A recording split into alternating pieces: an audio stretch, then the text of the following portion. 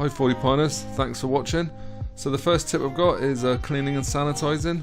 This step is really crucial and makes up about 90% of home brewing. Never cut corners on this step, and obviously only use your home brewing chemicals. Take time with this step, and remember, cleanliness is next to godliness. This next step's pretty obvious, but the more money you spend on your kits, the better quality ingredients you'll have inside, which will give you a better tasting brew. That's not to say some of the cheap kits are bad, just do some experiments and find out what you actually like. Unfortunately, using brewing sugar can result in poor flavours and also a thinner beer. As a better alternative, you want to use a liquid beer enhancer, or even a dried beer enhancer, or any dried malt extract.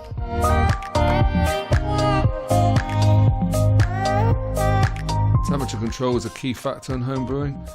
It's also a bit of a pain to control the temperature of your brew without a fermentation chamber.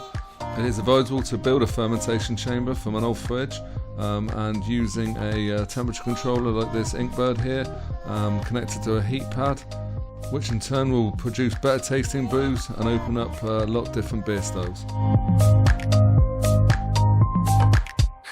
Different yeast strains do have different optimum temperature ranges, but to simplify it, brew all ale yeast between 18 and 21 degrees, and then all lager yeast between 10 and 16 degrees.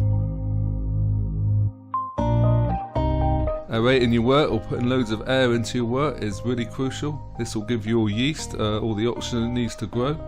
Obviously only do this before you pitch the yeast at the beginning. Another important tip, never open your fermenter before 7 or 8 days.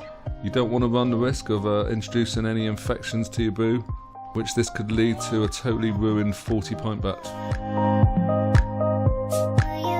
Don't worry if the airlock isn't bubbling, this isn't an indication that your fermentation hasn't started.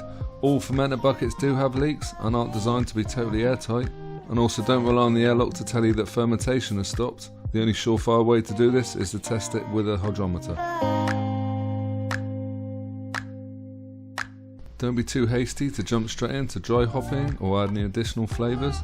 It's always good to get the basics right and keep notes in your log. This will definitely serve you well for the future. A good timing formula to follow is 2 weeks in your fermenter bucket, followed by 2 weeks priming, and then followed by 2 weeks maturing in the bottle.